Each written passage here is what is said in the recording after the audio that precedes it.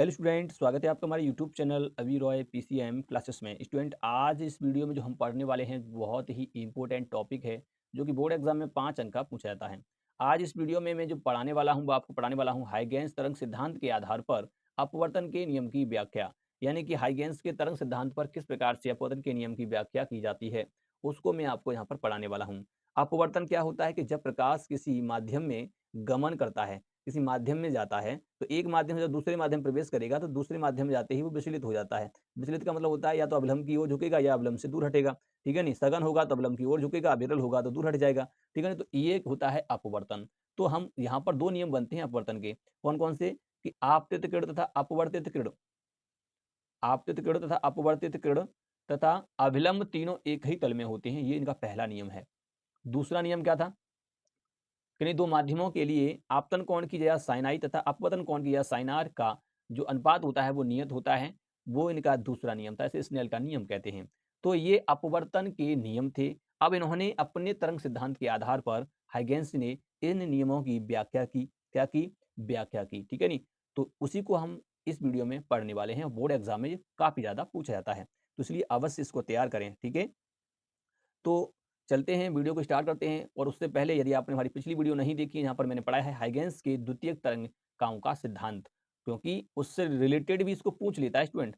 ठीक है नी? तो इसलिए उसको भी जा करके देख लें। और यदि आप चैनल पे नए हों तो चैनल को सब्सक्राइब कर लें, बेल आइकन को प्रेस कर ऑल पे जाकर क्लिक कर दें ताकि आने वाली वीडियो की नोटिफिकेशन आपको मिल सके। चलते स्टूडेंट, वीडियो को स्टार्ट करते हैं। चलिए स्टूडेंट, हम पढ़ने वाले हैं आज हाइगेंस तरंग सिद्धांत के आधार पर अपवर्तन के नियम की व्याख्या। अपवर्तन के नियम की व्याख्या किस प्रकार से की जाती है उसको मैं इस वीडियो में बताने वाला हूं। ठीक है स्टूडेंट? तो वीडियो को एंड तक अवश्य देखें, तभी आपको समझ में आएगा। ठीक है? तो ये थ्योरी जो आपको दिखाई दे रही है, इतनी थ्योरी आपको रटने की कोई आवश्यकता नहीं है, आपको डायग्राम से क्लियर समझ में आ जाएगा। तो चलिए मैं सबसे पहले डायग्राम ही बनाता हूं, उसके बाद इस थ्योरी को समझा देंगे। थ्योरी तो उस चित्र से, डायग्राम से लिखी जाती है। यदि डायग्राम समझ में आ गया तो थ्योरी तो अपने आप लिख जाती है। ठीक है स्टूडेंट? तो चलिए हम पहले एक डायग्राम को ड्रॉ करते हैं। तो चलिए स्टूडेंट, सबसे पहले आपको क्या करना है? सबसे पहले आपको एक समतल अपवर्तक पृष्ठ को खींचना है। तो समतल अपवर्तक पृष्ठ क्या होता है स्टूडेंट? ऐसा पृष्ठ जो 2 माध्यमों को अलग करे। तो हम यहाँ पर 2 माध्यमों को अलग करता हुआ एक अपवर्तक पृष्ठ यहाँ पर हम खींच देते हैं। तो ये मैंने एक अपवर्तक पृष्ठ खींच दिया है, इसको मैं नाम दे देता हूँ एक्स एक्स डैश, मैंने इसको नाम दे दिया है। ठीक है स्टूडेंट? एक्स एक्स डैश मैंने एक अपवर्तक समतल पृष्ठ खींचा। अब इस पे क्या करना है कि इस पर एक तरंगाग्र को आपतित कराना है, तिरछा। तिरछा हम तरंगाग्र आपतित कराएंगे, एक समतल तरंगाग्र को तिरछा आपतित यहाँ पर हम कराएंगे। तो इस प्रकार से मैंने इस पर एक तिरछा तरंगाग्र आपतित कराया। ठीक है स्टूडेंट? यहाँ पर आप देख सकते हैं कि मैंने यहाँ पर एक तरंगाग्र को आपतित कराया है, एक तिरछा तरंगाग्र आपतित यहाँ पर मैंने कराया है। तो इसकी ये पहली तरंग है और ये इसकी दूसरी तरंग है। ठीक है? ध्यान रखना है आपको। इस तरंगाग्र की जो समतल तरंगाग्र जो है, इसको मैंने इस समतल अपवर्तक पृष्ठ पर आपतित कराया। इसमें इसकी जो चाल है, पहले माध्यम जो ऊपर वाला माध्यम है, माध्यम तुम्हारा जो है, ये माध्यम जो है आपका, ये माध्यम 1 है। ठीक है नी? इसमें इसकी जो चाल है स्टूडेंट वो B1 है। ठीक है? और ये नीचे वाला जो माध्यम है, ये नीचे वाला जो माध्यम है स्टूडेंट वो है तुम्हारा 2, इसमें चाल होगी इसकी B2। आपको इतना ध्यान रखना है कि ये तरंगाग्र जब इस माध्यम में प्रवेश करेगा तो आपको पता है ये समतल तरंगाग्र है। क्या है आपका? ये समतल तरंगाग्र, इस पे आपतित हो रहा है यहाँ। तो स्टूडेंट, ये आपको एक तिरछा एक समतल तरंगाग्र को आपतित कराना है। तरंगाग्र का मतलब होता है कि जिसमें सभी कण समान कला में हो। समतल का मतलब क्या होता है कि एक समतल तरीका से हो। जैसे मैं आप बता दूं कि यहाँ पर आप मान सकते हैं ये कण है, सदिश के कंपन है, इस प्रकार से मान सकते हैं इनको। ठीक है नहीं? ये आपको बनाना नहीं है, पर मैं समझाने के लिए आपको बता रहा हूँ कि जो कण हैं ये एक कंपन करते हुए कण हैं जो एक समान कला में हैं। तो वही कण मैंने लिए हैं जो समान कला में हैं। तो इस प्रकार से इस पे एक लाइन खींचेंगे तो एक समतल लाइन बनेगी इस प्रकार से। ठीक है स्टूडेंट? तो जब ये आगे की तरफ बढ़ेगा तो आप खुद देख सकते हैं, जब ये तरंगाग्र यहाँ पर आएगा, इस पॉइंट पे आएगा, तब ये कंडीशन यहाँ कहीं पर होगी। ऐसा तो है नहीं कि ये यहाँ आएगा तो ये वाली जो है यहाँ आ जाएगी, तो तरंगाग्र ही नहीं माना जाएगा समतल। इसलिए यहाँ पर जो तुम्हारा जो होगा कि ये तरंगाग्र जब यहाँ पर आएगा स्टूडेंट, तो क्या होगा कि ये वाला तरंग जहाँ तक आएगा तो मान लेते हैं कि इस पॉइंट पर आया। ये वाली जो तरंग है इस पॉइंट पे आई तो इस पॉइंट को ए मान लेते हैं। तो ये तरंगाग्र जो है जब यहाँ आएगा, इस पॉइंट तक आएगा, तो मान लेते हैं कि यहाँ चलते-चलते ये कण आएँगे तो इस प्रकार से बनेगा ना, यहाँ पर इस प्रकार से कण बनेंगे, इस प्रकार से तो आएँगे ये कण। इसके कंपन करते हुए इस प्रकार से कण आएँगे। तो यहाँ पर हम इस प्रकार से एक तरंगाग्र बना देते हैं इसको, कि यहाँ पर ये आ गया है। ठीक है नहीं? इस प्रकार से। तो आपको इस प्रकार से बनाना है। तो इस पॉइंट को आपको मान लेना है बी। क्या मान लेना है? बी मान लेते हैं। ये जो तरंग है, पहली तरंग यहाँ आ गई, ये तरंग यहाँ पर आई है, इसको हम प्राथमिक तरंग मान लेंगे, इसको द्वितीय तरंग मान लेंगे, ठीक है नहीं। जब ये तरंग यहाँ ए पर पॉइंट पे आई है तो यहाँ पर ये वाली तरंग बी पॉइंट पे आ जाएगी। अब देखिए कि जितने समय में ये नीचे अपवर्तित होगी, अब देखो अपवर्तित कैसे होगी, क्योंकि यहाँ पे एक अभिलंब बनाना पड़ेगा आपको, तो यहाँ पर एक अभिलंब बना लेते हैं इस प्रकार से, ये अभिलंब बन जाएगा, ठीक है। इस प्रकार से आपको अभिलंब बनाना है। अब ये अभिलंब बन गया तो आपको पता है जैसे दूसरे माध्यम में तरंग प्रवेश करेगी तो क्या होगा, उसका अपवर्तन हो जाएगा, और ये सघन माध्यम में जा रही है तो ये अगल क्या नीचे वाला सघन माध्यम मान लेंगे, कौन सा है, सघन है, ठीक है नहीं। तो अभिलंब की ओर झुकेगी तो इस प्रकार से झुक जाएगी, ये किरण जो है इस प्रकार से झुक जाएगी और ऐसे निकल जाएगी, ठीक, इस प्रकार से निकलेगी। तो ये किरण जो इस प्रकार से निकल के आएगी, जो तरंग जो है इस प्रकार से निकल के आएगी, तो आपको पता है कि जितने समय में ये तरंग यहाँ पर आएगी, जितने समय में मान लेते हैं ये वाली तरंग, देखो ये वाली तरंग ये मान लो अंदर चली गई, जितने समय में ये तरंग यहाँ से यहाँ तक आएगी, मान लेते हैं ये पॉइंट कौन सा यहाँ तक आने में, इसको ए डैश कह देते हैं, तो यहाँ से बी ए डैश दूरी तय करेगी, ठीक है नहीं। अगर तरंग की चाल कितनी है v1 और समय अगर t लगता है तो t समय में ये कितनी दूरी तय करेगी यहाँ से, तो v1t, चाल बराबर दूरी बटे समय, दूरी निकालेंगे तो चाल इंटू समय, चाल और समय, तो टी समय में इतनी दूरी तय कर लेगी यहाँ पर ये, तो बी ए डैश दूरी तय कर पाएगी। तो इतने का ही हमें चाप लेकर के, इतना ही हमें क्या करना है, चाप लेना है, बी ए डैश चाप लेकर के यहाँ पर एक चाप लगाना है, यहाँ पे क्या लगाएंगे, एक चाप लगाएंगे, ठीक है। तो जब यहाँ पर हम एक चाप लगाएंगे इस प्रकार से, तो ये यहाँ पर आ जाएगी, तो इस प्रकार से इसको हम पॉइंट नाम दे देंगे डी, और इसको आपको मिला देना है इससे, इस पर भी आपको क्या करना है, इस प्रकार से खींच देंगे, ठीक है नहीं। अब आपको पता है कि ये भी तरंग जो है इस पे भी अपवर्तन होगा, तो यहाँ पर एक अविलंब मान लेते हैं, ये वाला अविलंब हो जाएगा यहाँ पर, और यहाँ पर ये भी प्रकाश किरण जो है वो अपवर्तित होकर के इस प्रकार से निकल जाएगी, ठीक। तो ये आपका यहाँ पर डायग्राम बनता है इस प्रकार से, इस पॉइंट को डी मान लेंगे, ये चाप लेकर के माना है, इतना चाप लेके बी ए डैश चाप लेके, ठीक। अब आपको पता है ये आपतित किरण है तो यहाँ पर आई कोण बनेगा, आपतन कोण, और ये वाला अपवर्तन कोण आर। अब आप बताइए ये वाला कोण कितना होगा, देखिए ये वाला इस पे लंब है, ये लंब ही तो माना जाएगा, समतल है, समांतर है, दो समांतर रेखाओं के बीच में कोई रेखा खींचते हैं तो वो एक दूसरे के यहाँ पर 90 डिग्री कोण बनाती हैं, ठीक है। तो ये 90 डिग्री कोण बनेगा, तो यहाँ से लेकर यहाँ तक 90 डिग्री, तो 90 में से आई माइनस कर देंगे तो ये कोण निकल के आएगा तुम्हारा 90 माइनस के आई। और जब हम क्या करेंगे, अगर हम ये वाला कोण निकालना होगा तो फिर से ये आई निकल आएगा, क्या निकल के आएगा, आई निकल के आएगा। ये यहाँ कोण कितना है 90 डिग्री का, तो ये 90 डिग्री कोण होगा यहाँ पर बी पर, ठीक है नहीं, ये निकल के आएगा। अब इसके बाद देखिए ये कोण कितना होगा यहाँ पर, ये वाला कोण तो ये तुम्हारे आई है, तो ये तुम्हारे यहाँ पे आर होगा, क्या होगा, आर होगा। अब ये आर है तो ये वाला कोण क्या होगा, आर होगा यहाँ पर, ठीक है नहीं, और ये वाला कोण यहाँ पर जो होगा वो 90 डिग्री होगा, ठीक है स्टूडेंट। तो इस प्रकार से डायग्राम आपका बनता है। डायग्राम आपको समझ में आ गया तो थ्योरी आप लिख सकते हैं, इतना ही है आपका डायग्राम, ठीक है। क्या है कि एक एक्स एक्स डैश एक समतल अपवर्तक पृष्ठ है जिस पर एक तिरछा समतल तरंगाग्र आपतित कराया जाता है, जिसकी प्राथमिक तरंग ए बिंदु पर आ जाती है, उतने ही समय में द्वितीय तरंग बी पॉइंट पर होती है, बी बिंदु पर होती है, ठीक है नहीं। तो यहाँ पर एक समतल तरंगाग्र है ये वाला। अब टी समय में तरंग बी ए डैश दूरी तय करती है, तो उतने ही समय में ए जो प्राथमिक तरंग ए डी दूरी तय करती है, वो किस प्रकार से निकालते हैं, इसका चाप लेकर के, ठीक है। तो वही चीज मैंने यहाँ पर लिखा है, थ्योरी में लिखा है, उसके बाद हम इसकी गणना करेंगे, इसी चित्र से करेंगे, ठीक है नहीं। आपको पता होना चाहिए, आपको यहाँ पे दो त्रिभुज दिखाई दे रहे हैं, एक ये वाला एक ये वाला, इन्हीं से हम इसकी गणना करेंगे, ठीक है। तो चलते हैं, सबसे पहले इसकी थ्योरी देख लेते हैं, उसके बाद हम इसकी कैलकुलेशन करते हैं। स्टूडेंट यहाँ पर इसकी थ्योरी आप दे सकते हैं, थ्योरी में क्या लिखा है कि माना एक्स एक्स डैश एक समतल अपवर्तक पृष्ठ है जिस पर एक समतल तरंगाग्र तिरछा आपतित होता है, जैसा कि मैंने अभी बताया। तरंगाग्र की माध्यम 1 में चाल v1 तथा माध्यम 2 में चाल v2 है। जब तरंगाग्र की प्रथम तरंग ए बिंदु पर होती है, किस पर होती है, ए बिंदु पर होती है तो द्वितीय तरंग बी बिंदु पर होती है उस समय, ठीक है नहीं। इस प्रकार ए बी एक समतल तरंगाग्र बनता है, क्या बनता है, ए बी एक समतल तरंगाग्र बनता है, जैसा मैंने बीच में बताया था, इस समतल तरंगाग्र आपतित होता है तो वो ए बी एक समतल तरंगाग्र होता है। तो बनता है जब बिंदु बी से तरंग ए डैश पर पहुंचती है, अब वो बी से ए पर पहुंचेगी तो उतने ही समय में तुम्हारी ए जो प्राथमिक तरंग जो है वो ए डी दूरी तय कर चुकी होगी। तो यहाँ पर कह रहा है कि इस प्रकार ए बी एक समतल तरंगाग्र बनता है जब बी बिंदु से तरंग ए डैश पर पहुंचती है तो उतने ही समय में बिंदु ए से द्वितीय तरंगिकाएं उत्पन्न होकर ए डी दूरी तय कर लेती हैं। यह दूरी बी ए डैश चाप लेकर के ज्ञात की जा सकती है। तो वही इस डायग्राम में है, आप खुद देख सकते हैं, मैंने वही तो बताया था। अब देखिए चलिए अब इसकी हम गणना करते हैं। गणना में आपको करना क्या होगा स्टूडेंट, देखिए मैं आपको बता दूं यहाँ पर आई क्या है।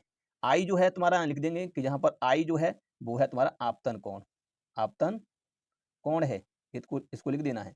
और यहाँ पर जो आर है वो है तुम्हारा अपवर्तन कोण, अपवर्तन कोण है, ठीक है नहीं, साइड से कहीं लिख देना है। और यहाँ पर आपका यो तुम्हारा ए बी जो है वो ए बी क्या है, ए बी आपका समतल तरंगाग्र है, ठीक है नहीं, क्या है, ए बी जो है वो है तुम्हारा समतल तरंगाग्र, तरंगाग्र, ठीक। इस प्रकार से आपको लिख देना है स्टूडेंट, और ये आपका डायग्राम है। अब चलिए हम थोड़ी सी इसकी गणना करते हैं।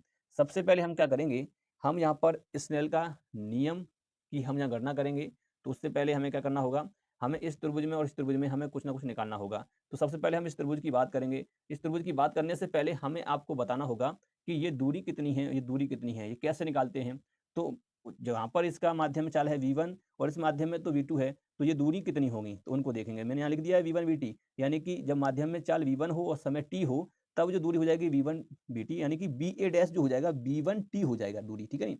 और दूसरे माध्यम में ये तरंग जा रही है, तो इसका मतलब यहाँ पर भी उतना समय लगेगा, समय तो t रहेगा, परंतु वेग इसका अलग है, v2 है, कितना है, v2 वेग है। तो v2 वेग होने के कारण इसकी जो दूरी होगी v2 t होगी, ठीक है। तो चलिए उससे लिखते हैं। उसके बाद हम त्रिभुज ये वाला लेंगे ए बी ए डैश में हम साइन आई निकालेंगे। उसके बाद हम त्रिभुज लेंगे हम कौन सा, ए डैश डी। चलिए स्टूडेंट, माध्यम 1 में तरंग की चाल v1 और माध्यम 2 में तरंग की चाल v2 है, तब t समय में प्रथम तरंग की दूरी ad, द्वितीय तरंग की दूरी ba डैश ज्ञात करने पर किस प्रकार से निकालेंगे। तो फॉर्मूला होता है 4 बराबर दूरी बटे समय। तो यहाँ से अगर दूरी निकालोगे तो निकल के आएगा, दूरी बराबर होता है आपका हो जाएगा सूत्र चाल इंटू समय, क्या हो जाएगा, चाल इंटू समय। अब हम यहाँ पर अगर हमें निकालना होगा, क्या निकालना होगा, ए डी दूरी निकालना होगा। तो ए डी दूरी निकालेंगे तो किस प्रकार से निकलेगी, तुम्हारी ए डी दूरी निकालना है। तो ए डी, ए यानी कि पहली तरंग की बात चल रही है, यहाँ पर ए दिया है इसमें, इसलिए तो ए डी दूरी तय करने में पहली तरंग दूसरे माध्यम में आ चुकी है, तो उसमें जो चाल है उसकी v2 है, समय उसका t है, तो इसका मतलब ये हो जाएगा v2 t हो जाएगा इसकी दूरी। और अगर हम बात करेंगे पहले माध्यम के लिए बी ए डैश की, तो बी ए डैश यानी कि द्वितीय तरंग कहाँ आई है, ए डैश पर आई है। तो अभी तो वो एक ही माध्यम, पहले ही माध्यम में है, तो इसका जो वेग उसने दे दिया है। तो यहाँ पर हम बी ए डैश अगर निकालेंगे तो निकल के आएगा v1 इंटू टी, तो ये निकल के आएगा v1t, ठीक है। तो ये वैल्यू यहाँ पर निकल आती हैं। अब स्टूडेंट आपको क्या करना है, त्रिभुज लेकर के साइन आई साइन आर के मान निकालने हैं। तो चलिए मैं आपको बता देता हूँ, सबसे पहले आपको त्रिभुज कौन सा लेना है। उसके बाद हम जो त्रिभुज लेंगे वो हम कौन सा लेंगे, ए डैश डी लेंगे, उसमें हम साइन आर निकालेंगे, ठीक है। तो चलते हैं, सबसे पहले हम इनकी दूरियों को देख लेते हैं, उसके बाद हम कैलकुलेशन थोड़ा सा करते हैं। चलिए स्टूडेंट, सबसे पहले हम त्रिभुज बात करते हैं ए डैश बी की। ए डैश बी की हम बात करते हैं, या हम इसको लिख सकते हैं A B A dash. A B A dash त्रिभुज में हम साइन आई निकालेंगे। तो साइन आई निकालेंगे तो लंब क्या होगा, देखो ये 90 डिग्री है, तो ये लंब हो गया, इसके सामने वाला लंब होगा, इस वाले कोण को निकाल रहे हैं तो इसके सामने वाला लंब होगा, ये आधार हो जाएगा, ये कर्ण हो जाएगा। तो लंब बटे कर्ण होता है, तो कर्ण तो ये है ए डैश है, ठीक है नहीं। तो इस त्रिभुज की हम बात करते हैं ए बी ए डैश की। उसके बाद हम कौन सा लेंगे, ए डी ए डैश लेंगे। इसमें लंब ये हो जाएगा ए डी, और कर्ण हो जाएगा यही वाला रहेगा, कर्ण तो सेम रहेगा, ठीक है। तो चलते हैं, इन दोनों त्रिभुजों को लेकर के हम क्या करते हैं, हम निकालेंगे यहाँ पर क्या, साइन आई और साइन आर के मान। इसमें साइन आर का निकल के आएगा और इसमें साइन आई का निकल के आएगा। तो ए बी ए डैश लेते हैं सबसे पहले त्रिभुज को। चलिए स्टूडेंट, त्रिभुज हमने यहाँ पे ले लिया है ए बी ए डैश में साइन आई निकालेंगे। तो साइन थीटा साइन आई क्या हो जाएगा, लंब बटे कर्ण, तो लंब बटे कर्ण हो जाएगा। और लंब कितना है, लंब जैसा कि मैंने आपको बताया था वो है तुम्हारा बी ए डैश बटे कर्ण, तो तुम्हारा हो जाएगा ए डैश। आप देख सकते हैं, वीडियो को पीछे स्किप करें, आपको पता पड़ जाएगा, ठीक है नहीं। तो इस प्रकार से हो जाएगा, ये तुम्हारा यहाँ पे हो गया, तो ये हो जाएगा साइन आई बराबर, देखो बी ए डैश का वैल्यू कितना है, ये दिया है, तो b1t दिया है, तो मैं इसको लिख दूंगा v1t वटे में ए डैश, ठीक, इतना हो गया। तो इस समीकरण को मैं फर्स्ट मान लेते हैं, और इसकी हम अगर हम बात करें इस वाले की, तो इसमें क्या हो जाएगा, ये हो जाएगा साइन आर, ये भी होता है लंब बटे कर्ण होता है। इसमें लंब क्या होगा, इसमें लंब होगा तुम्हारा ए और डी, क्या हो जाएगा, ए और डी, और कर्ण तो तुम्हारा ए डैश रहेगा। यहाँ पर हो जाएगा साइन आर बराबर, यहाँ पर ए डी की जगह पर आप क्या रखोगे, b2t रखोगे, तो b2t हो जाएगा बटे में ए डैश हो जाएगा। इस समीकरण को हम सेकंड मान लेंगे, क्या मान लेंगे, सेकंड। अब क्या करना है आपको, समीकरण फर्स्ट में समीकरण सेकंड से भाग लगा देना है। तो चलिए इसको यहाँ पर करते हैं, तो यहाँ लिखेंगे समीकरण, समीकरण फर्स्ट में समीकरण सेकंड से भाग करने पर, भाग करने पर, तो जब भाग करेंगे इसमें तो ये हो जाएगा साइन साइन आई बटे साइन आर, ठीक है नहीं, साइन आई बटे साइन आर हो जाएगा यहाँ पर, और इक्वल में हो जाएगा यहाँ पर, इसमें भाग लगा रहे हैं तो v1t बट्टे में है तुम्हारा ए ई डैश, और इसके सबके बट्टे क्या आएगा, V2T बट्टे में है ए ई डैश, ठीक है नहीं। अब आप यहाँ पे देख सकते हैं कि इसका गुणा इसमें होगा, इसका गुणा इसमें होगा, तो इसका मतलब यह है कि इससे तो ये कट जाएगा, और इसका गुणा नीचे इस वाले में हो रहा, तो ये नीचे आएगा, ये ऊपर रहेगा, तो ये हो जाएगा आपका यहाँ पर क्या हो जाएगा, इसको आप लिख सकते हैं कि साइन आई बट्टे साइन आर बराबर हो गया तुम्हारे यहाँ पर V1T बटे V2T। ये वाला इसमें आ गया और ये वाला ऊपर गया था तो कट गया यहाँ पर, तो V1VT। आप देखिए T से यहाँ पर T कट जाएगा, कट गया नहीं कट गया, तो इस प्रकार से यहाँ पर क्या हो जाएगा, ये हो जाएगा साइन आई बटे साइन आर बराबर हो जाएगा V1 बटे V2, यानी कि पहले माध्यम की चाल दूसरे माध्यम की चाल। तो हम इसको लिख सकते हैं अपतनांक की फॉर्म में N2 बटे N1 लिखा जाएगा। दूसरे माध्यम प्रकाश किरण जा रही हैं, इसलिए दूसरा माध्यम ऊपर आएगा, पहला माध्यम नीचे आएगा, तो इसी को कहते हैं हम N कह देंगे। क्या कह देंगे इसको, N कह देंगे। तो ये स्टूडेंट क्या बन जाएगा, ये बन जाएगा आपका साइन आई बटे साइन आर बराबर N बन जाएगा, एक नियतांक होता है जो कि, ठीक है नहीं। तो चलिए स्टूडेंट यदि N1 को मान लेंगे 1 क्योंकि वायु माध्यम, और N2 कुछ सघन है तो उसको N मान लेंगे, तो यहाँ पर N हो जाएगा, नीचे 1 हो जाएगा, तो ये हो जाएगा साइन आई बटे साइन आर बराबर हो जाएगा N। तो ये तुम्हारा यहाँ पर फॉर्मूला निकल के आता है, ये स्नेल का नियम होता है, ये आपका अपवर्तन का द्वितीय नियम होता है कि किन्हीं दो माध्यमों के आपतन कोण की जगह साइन आई तथा अपवर्तन कोण की जगह साइन आर का अनुपात नियत रहता है, यानी कि अपवर्तनांक के बराबर होता है, तो उसी को हम कहते हैं सेकंड नियम, सेकंड लॉ, यानी किसका, अपवर्तन का। फर्स्ट लॉ क्या होगा, फर्स्ट नियम क्या होगा, चित्र से ही होगा। चित्र से चलिए मैं आपको समझ देता हूँ, उसके बाद आपको लिख लेना है। तो स्टूडेंट फर्स्ट लॉ होगा इसका, फर्स्ट लॉ क्या कहता है, आपतित किरण तथा अपवर्तित किरण तथा अविलंब तीनों एक ही तल में होते हैं। तो आप देख सकते हैं कि ये एक ही तल में तो है, किरण इस प्रकार से आ रही है तो ये भी एक तल में आ रही है और ये एक तल में जा रही है, तो यानी ऐसा तो नहीं है कि यानी किरण इस प्रकार से आ रही है और ऐसे चली जाए टीडी, ऐसा नहीं है। तरंग जिस प्रकार से आ रही है उसी प्रकार से अंदर जा रही है, तो एक ही तल में है, कागज तल में है, आप देख सकते हैं यहाँ पर अविलंब भी इसी तल में है, तो यहाँ पर हम कह सकते हैं कि आने वाली किरण और जाने वाली किरण और अविलंब तीनों एक ही तल में है। तो आपतित किरण और अपवर्तित किरण और आपतन बिंदु पर अविलंब जो है वो एक ही तल में है, तो ये आपका फर्स्ट नियम हो जाता है। तो इस प्रकार से हम अपवर्तन के नियम की व्याख्या कर सकते हैं, और आपको वहां पर लिख देना है, जो कापी आप लिखोगे उसी में लिखना होगा ये नियम, ठीक है। दोनों नियम लिख देंगे, तो वहां पर क्या लिखेंगे, जो भी निकल गया कि यही स्नेल का नियम है, ये द्वितीय नियम है, अपवर्तन का द्वितीय नियम है।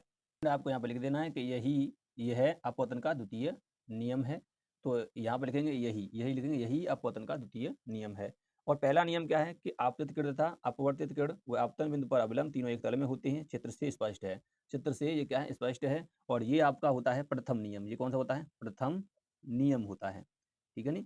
तो ये प्रथम नियम है, इस प्रकार से लिख देंगे। तो ये होता है हाइगेंस के द्वितीय तरंग सिद्धांत के आधार पर अपवर्तन के नियम की व्याख्या। दोनों नियम की व्याख्या हमने कर ली है, तो उम्मीद करते हैं आपको समझ में आ चुका होगा। यदि वीडियो पसंद आई हो तो लाइक करें, शेयर करें, चैनल सब्सक्राइब कर बेल आइकन को प्रेस जरूर कर दें, ताकि आने वाली वीडियो की नोटिफिकेशन आपको मिल सके। अब नेक्स्ट वीडियो में जो हम देखने वाले हैं वो बहुत इंपॉर्टेंट टॉपिक है, उसके लिए चैनल पर बने रहें, ताकि आपको उस टॉपिक की नोटिफिकेशन मिल सके, ताकि आप उस वीडियो को देख सकें। तो इसके लिए आपको बेल आइकन को दबा के रखना है और ऑल पे क्लिक करके रखना है, ताकि नोटिफिकेशन आपको मिल सके, ठीक है स्टूडेंट। अब मिलते हैं नेक्स्ट वीडियो में, तब तक के लिए जय हिंद।